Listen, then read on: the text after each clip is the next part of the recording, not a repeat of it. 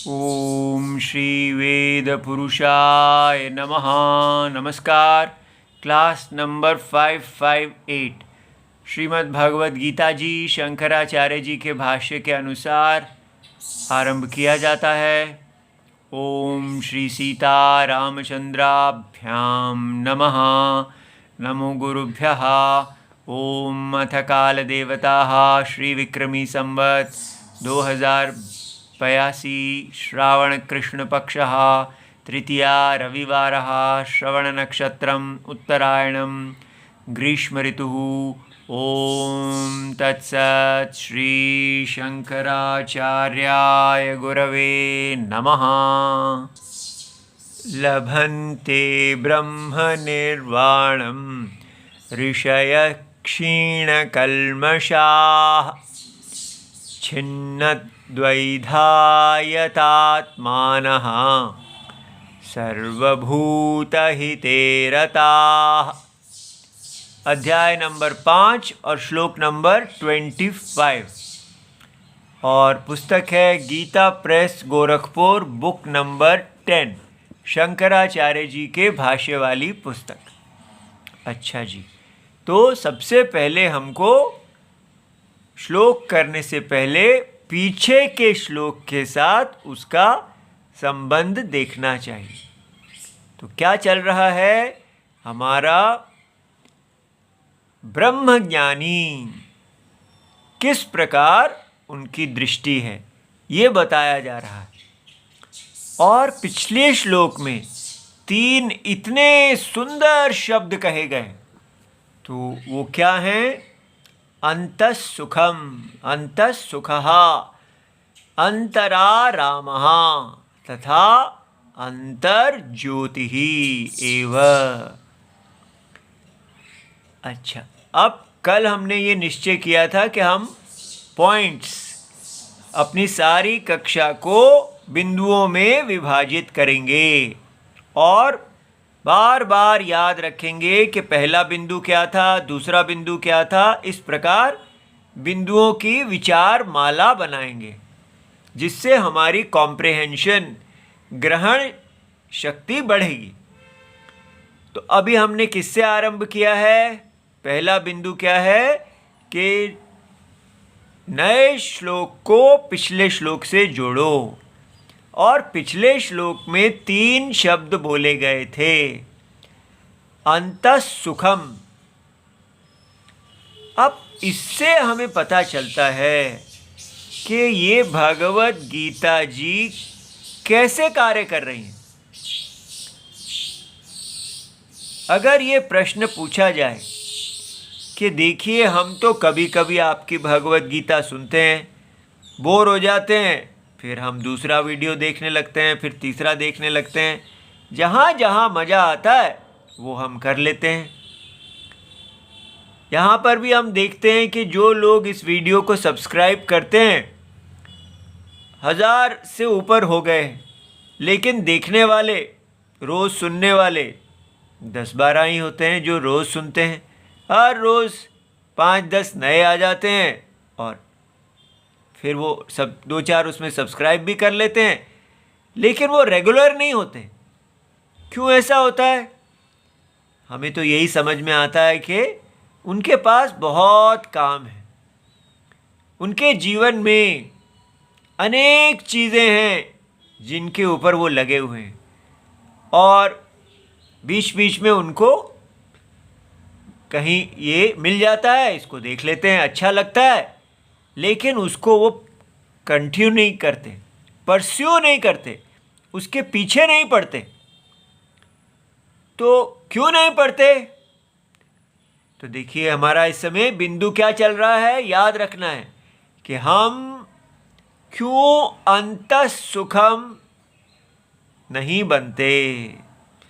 भगवद गीता जी हमें बता रही हैं कि आपका सुख अंतरात्मा से आना चाहिए। आपकी आराम माने क्रीड़ा अंतरात्मा से आनी चाहिए और आपकी ज्योति, अंतर ज्योति, सदा आपको अंतः सुखम अंतरात्मा अंतर ज्योति। इसका मतलब हमारी रूट, हमारी जड़ अंतर है, सदा अंतर में बंधे हुए। कभी भी आप, जो व्यक्ति विषय से सुख प्राप्त कर रहा है, विषय में क्रीड़ा कर रहा है और विषय उसकी ज्योति को बनाए हुए है, आई एग्जिस्ट, मैं हूं। क्यों? क्योंकि मेरे पास पैसा है, मेरे पास ये है वो है। आप बाहर की वस्तुओं को गिनाते हैं। तो अगर हम बाहर की वस्तुएं जो हैं उन्हीं को ही अपना सुख हेतु समझेंगे तो हम उन वस्तुओं में बिखरे रहेंगे, आज ये कल वो। क्योंकि कोई वस्तु ऐसी नहीं है जो सदा सुख देती है। फिर वो बोर हो जाते हैं, फिर दूसरी में चले जाते हैं, फिर तीसरी में चले जाते हैं। इस प्रकार जन्मों के जन्म निकले जाते हैं। हम केवल अपने मजे की वस्तुओं को बदलते रहते हैं और मजे की वस्तुओं से खेलते रहते हैं, टॉयज बदलते रहते हैं। तो ये एक सनातन प्रॉब्लम है। सनातन माने सदा नूतन, जो सदा की प्रॉब्लम है। सतयुग में भी यही भगवत गीता है, कलयुग में भी, सदा हर युग में यही बात बताया जा रहा है कि मनुष्य इंद्रियों के विषयों में रम रहा है और उसको भगवत गीता जी इंद्रियों के विषयों में दोष दिखा के अंतरात्मा में रमनम को के लिए कह रहे हैं। तो ये एक यात्रा है बाहर से अंतर की ओर, और हम ये ही नहीं कर पाते। ये बहुत कठिन है। क्यों कठिन है? क्योंकि उससे पिछले श्लोक में भगवान ने बताया कि काम क्रोध उद्भव वेगः, जो हमारे शरीर में काम और क्रोध, लाइक और डिसलाइक के कारण जो वेग उत्पन्न होते हैं, बस वो ही हमें परवश किए रहते हैं। हम उनके वश में रहते हैं और हम कोई विचार ही नहीं करते। इतना भी विचार नहीं करते हम क्या कर रहे हैं। ये वेग तो आते ही जाएंगे, इनके वश में क्यों जाना? क्या इनके अतिरिक्त भी हमारे पास कुछ है? इसलिए ऐसा कोई विचार करने वाला ही नहीं है जो कहे मैं रुक जाता हूँ, रुक के सोचता हूँ मैंने क्या पाया है, क्या मेरे जीवन की उपलब्धि है। व्यक्ति कहता है मैं तो इतना बड़ा करियर बन गया मेरा, सब हम बाहर, मैंने क्या इकट्ठा कर लिया। लेकिन ये सब जो है ये क्या है?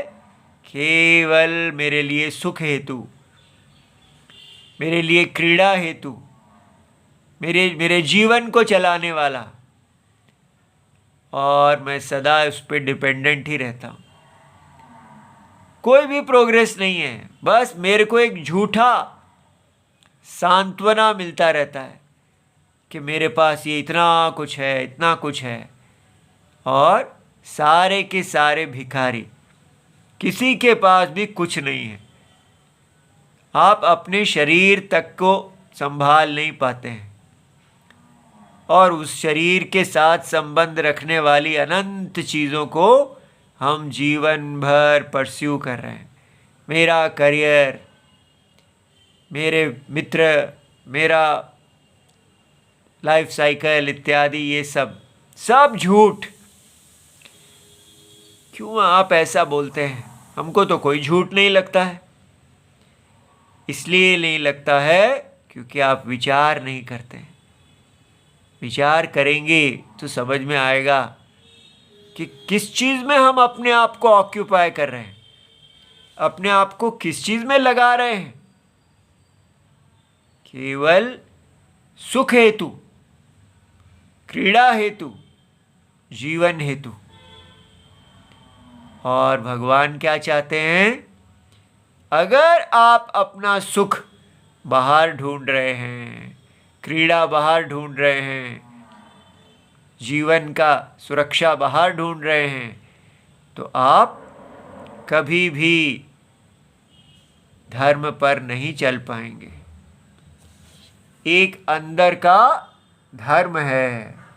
धर्म का नाम लेते ही हमारे दिमाग में विश्व पुरुष आते हैं। ठीक है, ये नारायण, पूरा जगत नारायण रूप यज्ञ है। जो व्यक्ति इस यज्ञ को ही नहीं देखता, वो इस संसार में क्या कर रहा है। ठीक है, इसलिए हम इस यज्ञ को देखें।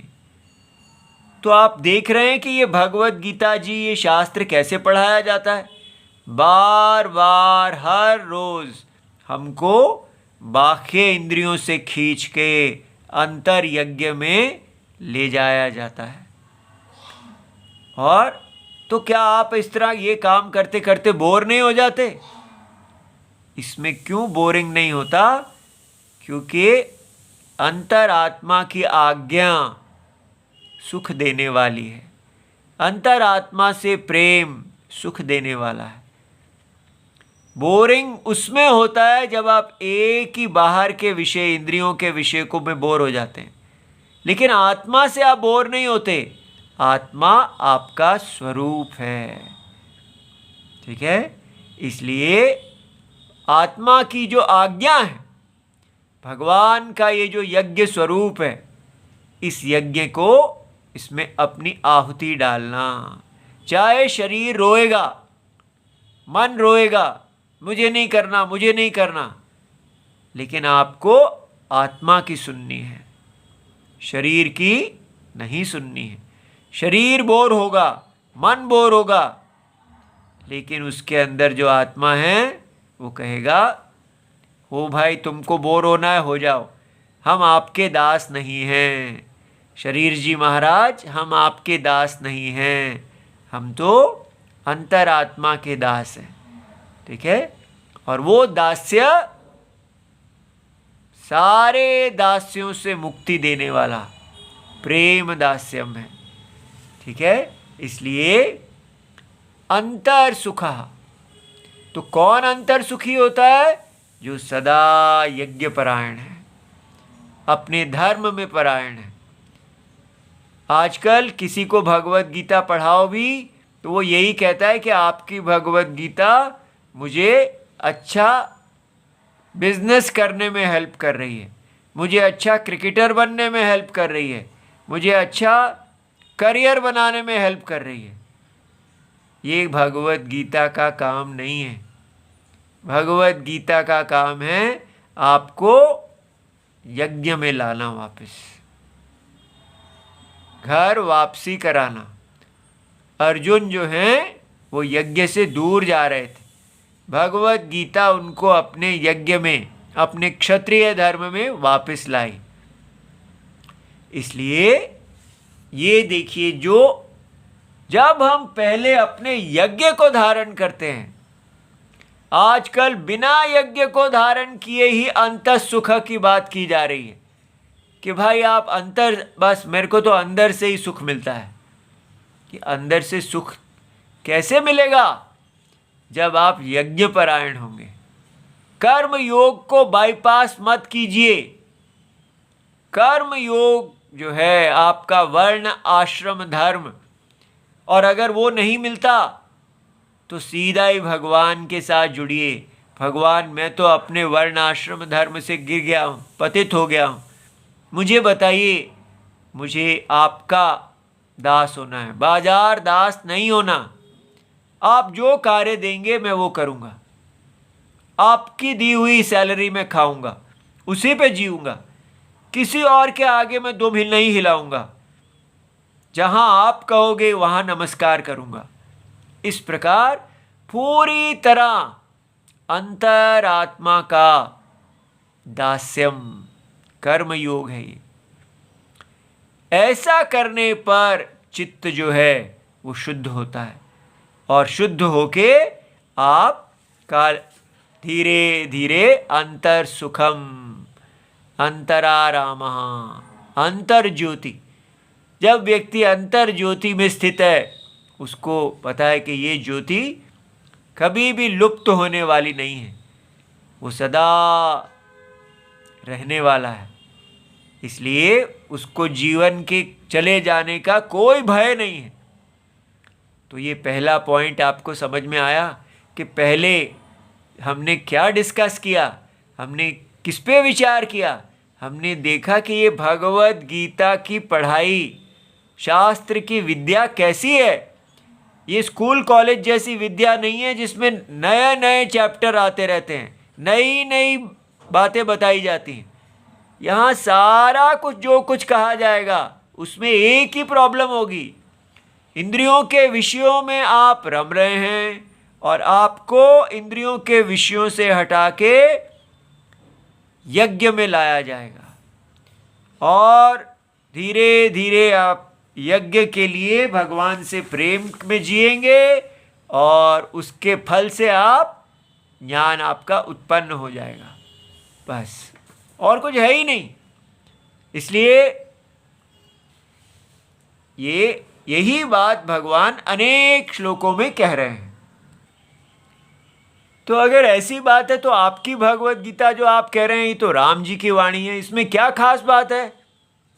इसमें ये विशेष बात है कि यहाँ धर्म को, यज्ञ भगवान के रूप को महत्व दिया जा रहा है और कहीं पर भी इस यज्ञ के बारे में नहीं बताया जाएगा।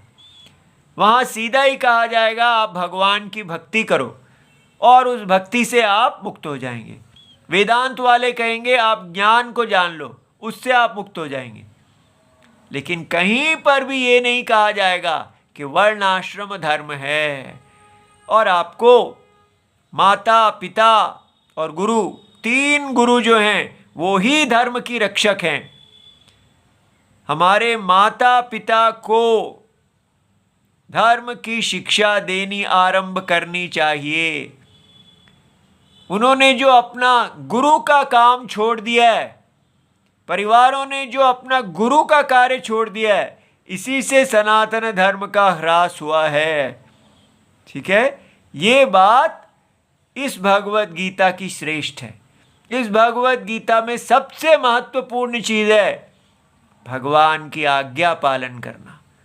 ठीक है, आज्ञा पालन रूप स्वधर्म को करना। कौन सा स्वधर्म? वर्णाश्रम धर्म। अच्छा जी, अब भगवान कहते हैं और क्या? किंच तो लभन्ते ब्रह्म निर्वाणम। भगवान कहते हैं ये निर्वाणम, मोक्ष के लिए एक शब्द है निर्वाण। लोग सोचते हैं निर्वाण जो है ये तो बौद्धों का शब्द है, लेकिन ये हमारा शास्त्रीय शब्द है। इसका अर्थ है निर्वृत्ति, कंप्लीट, पूर्णता।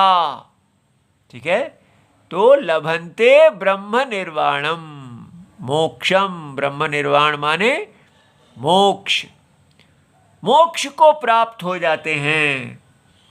तो ये जीवन का, इसको जीवन का गोल बनाइए। हर समय हमारे अंदर मोक्ष परायणता हो। तो ये हमने देखा था, मोक्ष क्या है? अंतर्मुखी। आप अंतर की तरफ जा रहे हैं। जितना बाहर की तरफ जाते जाएंगे उतना कभी भी आप रुक नहीं पाएंगे, उतना आप फैलते जाएंगे। तो काम मार्ग और राम मार्ग में विरोध है। काम की आज्ञा कभी पूरी नहीं की जा सकती, वो व्यक्ति को दुखी ही करती जाएगी। काम अग्नि और बढ़ती जाती है, लेकिन राम अग्नि, उसमें डाली हुई आहुति काम को शांत करती है। ये बात समझ में आ रही है? तो इसलिए पहले काम को शांत करने के लिए हमें राम अग्नि में आहुति डालनी है। वो क्या है? हमारा यज्ञ। ठीक है, इसमें फिर उस यज्ञ में आहुति डालने से व्यक्ति काम मुक्त हो जाता है, उसका काम शांत हो जाता है और वो केवल आत्मा में ही रहता है और आत्मा में ही रहता हुआ आत्मा को प्राप्त कर लेता है। तो क्या कौन? भगवान ने कहा ऋषयः समदर्शिनः। अब यहां ये ऋषि शब्द प्रयोग किया गया है, कितना बड़ा आदर है। अधिकतर वेद के मंत्रों के अर्थों को जानने वाले मंत्र दृष्टा, जो वेद के मंत्रों को देखने वाले होते हैं, ऋषयः, उनको ऋषि कहते हैं। लेकिन यहां आदर देने के लिए भगवान ने सम्यकदर्शी, क्योंकि सारा वेद का अर्थ इसी सम्यक दर्शन में पूर्ण हो जाता है। ठीक है, वेद की परिसमाप्ति वेद प्रमाण है। तो इस सत्य के ज्ञान में अंतर ज्योति, अंतर सुखम, अंतर आरामः, ये जो पूर्णता है, मोक्ष है, इस यहां वेद पूर्ण होते हैं। इसीलिए कहा कि ऋषि, ये जो सम्यकदर्शी हैं ये ऋषि हैं। और फिर भगवान बताते हैं सन्यासिनः। तो इसका मतलब सन्यासी ही जान सकते हैं, सन्यासी ही जान सकते हैं नहीं समझना, क्योंकि ऐसा अगर आप कहेंगे तो इसका अर्थ हो जाएगा कि चलो आज मैं कपड़े पहन लेता हूं सन्यास वाले तो सन्यासी हो गया, है ना। ऐसा नहीं, ठीक है। तो अब हम पूछते हैं कि हम पहले किस पॉइंट पे हैं। तो हमने पहले किस पे विचार किया कि भगवत गीता का जो उपाय है वो कैसे सनातन है। इंद्रियां बाहर ले जाती हैं, भगवत गीता अंदर लाती है। इस पे विचार किया कि हमेशा यही किया जा रहा है, अंदर सत्य है बाहर असत्य है। ठीक है, फिर हम इस श्लोक पे आए और इस श्लोक ने कहा अंदर का जो सत्य है उसको जान लेने से व्यक्ति मोक्ष को प्राप्त हो जाता है। और वो जो प्राप्त करने वाला व्यक्ति है वो कौन है? सम्यकदर्शी है, सन्यासी है। अर्थात उसने पहले कर्म योगी हुआ और कर्म योग से यज्ञ में आहुति दी, काम मुक्त हुआ और फिर उस काम मुक्त मन से वो शांत सदा तत्व में स्थित होता हुआ तत्व ही हो गया। तो उसके लिए क्या बताया, स्टेप्स क्या हैं? क्षीण कल्मषाः, क्षीण पापादि दोषाः। इसलिए ये समझना है कि जो हमारे पाप हैं वो ही हमको बाधित करते हैं। हमारे जो हमने पाप के संस्कार हैं वो हमारे बीच में विघ्न बन के आते हैं। इसलिए जितना हम कर्म योग हमारे पापों को क्षय करता है। आजकल की नई भगवत गीता में पापों की बात ही नहीं की जाती। सीधा कहते हैं कि जैसा मर्जी आपने जीवन जिया है, सीधा बस आप सत्य को जान लीजिए, पाप खत्म। सत्य में तो कोई पाप है ही नहीं, लेकिन वो पाप आपको सत्य जानने ही नहीं देंगे, वो विघ्नकारी हैं। इसलिए जिसने जाना है उसने पहले अपने पापों को क्षय किया है। तो कितने पापों को क्षय कहेंगे? वो तो बहुत सारे हैं। जो पाप आपके अंतःकरण में जो है उन पापों का संस्कार है वो आपको बहिर्मुखी करते हैं, आपको डिस्टर्ब करते हैं। तो जब हम भगवान से प्यार करते हैं, माने भगवान के यज्ञ में आहुति देते हैं, पूरी तरह भगवान की ही रोटी खाते हैं, बाजार की रोटी छोड़ देते हैं, वो भगवान की रोटी जिसको आपने यज्ञ में अपने वर्ण और आश्रम, और अगर वो नहीं है तो केवल राम जी के परायण होके जिसको राम जी कहें करो आप करिए, जिसको राम जी कहें ना करिए तो ना करिए। ठीक है, प्राण जाए पर राम ना जाए, इस प्रकार जो जीना है वो पाप को क्षय करता है। और ये देखिए कितने अच्छे स्टेप्स बताए जा रहे हैं।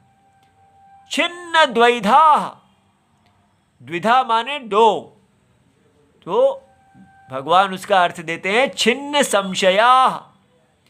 हमारे अंदर डाउट्स रहते हैं कि ये कैसे आत्मा जो है जगत का सत्यम है।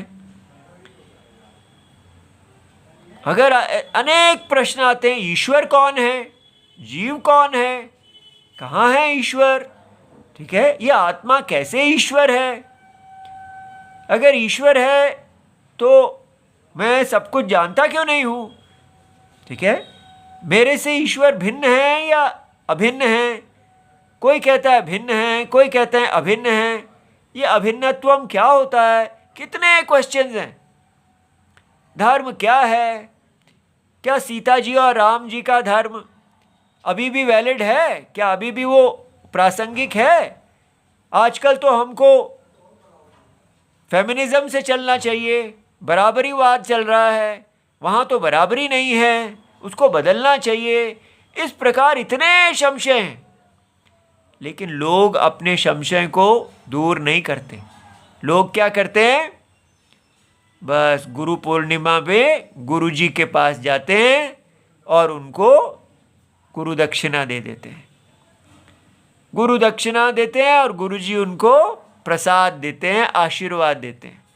बस गुरु जी हमारी रक्षा कर रहे हैं, कोई संशय नहीं दूर होता, कोई पाप क्षय नहीं होता, कोई, केवल बस आप इस मन में रहते हैं कि मेरे गुरुजी हैं और मैं सुरक्षित हूँ। हर साल आप जाके उनको चढ़ावा चढ़ाते रहते हैं बस, और गुरुजी कहते हैं मेरा भंडारा चल रहा है या मेरा हॉस्पिटल चल रहा है, वो कुछ कार्य कर रहे हैं, उसके लिए वो फंड्स मंगवाते रहते हैं। तो वो कह रहे हैं कि हम जो है लोगों का कार्य कर रहे हैं, समाज सेवा कर रहे हैं, उसके लिए आप पैसे भेजते रहिए, और आप अपना बिजनेस में से पैसा भेजते रहते हैं, और बस यही है, दुनिया अपना बिजनेस करती रहती है और गुरुजी लोग भी अपना बिजनेस करते रहते हैं और सभी खुशी रहते हैं। तो ये महापाप है। गुरुजी वो होने चाहिए जो हमारे शिष्यों का स्वयं उनका संशय छिन्न हुआ हो और शिष्य का भी संशय छिन्न करें। और कितना कठिन है ये बनना, क्योंकि कोई नहीं चाहता कि वो अपने कंफर्ट जोन, आनंद की जो आप उसमें बैठे हैं कि मैं ठीक हूँ, मैं ये जॉब कर रहा हूँ, मैं बिल्कुल ठीक हूँ, मेरे में कोई गलती नहीं है। कौन चाहेगा वर्ण और आश्रम में आना? कोई भी व्यक्ति अपने आप को बदलना नहीं चाहता। ये आधुनिक गुरुजी लोग कुछ नहीं बदलते, ये केवल कहते हैं आप सब ठीक कर रहे हैं, बस ये आप अपना पैसा भेजते रहिए, सब ठीक है। तो इसलिए अब हमें समझ में आ रहा है ये श्लोक क्या कर रहे हैं, ये हमें बता रहे हैं कि जो ब्रह्म ज्ञानी बने हैं उन्होंने क्या क्या किया है जिससे वो ब्रह्म ज्ञानी बने हैं। इसलिए अगर व्यक्ति अपनी संशयों को दूर नहीं कर रहा तो वो भूल जाए कि वो ब्रह्म ज्ञानी बनेगा। और अगर कहता है नहीं मेरे में कोई संशय होता ही नहीं है, मैं तो वैसे ही सब आनंद रूप हूँ, वो नॉन थिंकिंग है। ठीक है, दिमाग को बंद कर लेने से भी संशय नहीं रहता, वो नहीं है। और देखिए यतात्मना संयत इंद्रिया, अपनी इंद्रियों को सदा केवल धर्म में लगाए रखना। यावद अर्था, हमने देखा था, कोई ज़रूरत नहीं है स्त्रियों की तरफ देखने की, भोजन की, अधिक भोजन इत्यादि दुनिया व्यवहार केवल उतना ही करो जितना चाहिए। ठीक है, इसलिए संयम, इंद्रियों के घोड़ों को सदा धर्म की मर्यादा में बांध के रखना। उसके बाद क्या है, सर्वभूत हिते रताः, सब सारे दुनिया के प्राणियों के कल्याण में लगा हुआ। अब ये जो लाइन है, इसको शंकराचार्य जी का मीनिंग देखिए। इसको देख के लगता है कि जैसे वो प्रोजेक्ट खोल के बैठा है कि मैंने तो सारी दुनिया का कल्याण करना है। लेकिन शंकराचार्य जी क्या कहते हैं, सर्वेषां भूतानां हिते आनुकूल्ये रतः, माने अहिंसका इत्यर्थः। ये कुछ नहीं है कि वो दुनिया के पीछे जा जा के उनको ज्ञान दे रहा है या वो हॉस्पिटल्स खोल रहा है इत्यादि। वो केवल अहिंसक है। वो जहाँ है किसी भी प्रकार से किसी के साथ कोई कंपटीशन नहीं है उसका, उसको कुछ नहीं करना है। वो बस शांत आत्मा ब्रह्म है और करुणा रूप है। जो उसके पास आता है वो उसको ज्ञान देते हैं। प्रारब्ध से यदि उसके लिए कोई कर्म है, उनका शरीर है, जैसे शंकराचार्य जी का प्रारब्ध था, उनका शरीर किसी कार्य के लिए आया था, वो उसने कर दिया बस, लेकिन कोई प्रोजेक्ट नहीं है। ठीक है, तो ये आज हमने ये सारे स्टेप सीखे कि ब्रह्म ज्ञानी क्या क्या करते हैं जिससे वो ब्रह्म ज्ञानी बनते हैं। ये सब हमें दिमाग में बिठाने चाहिए। ओम नमो भगवते वासुदेवाय। प्रणाम।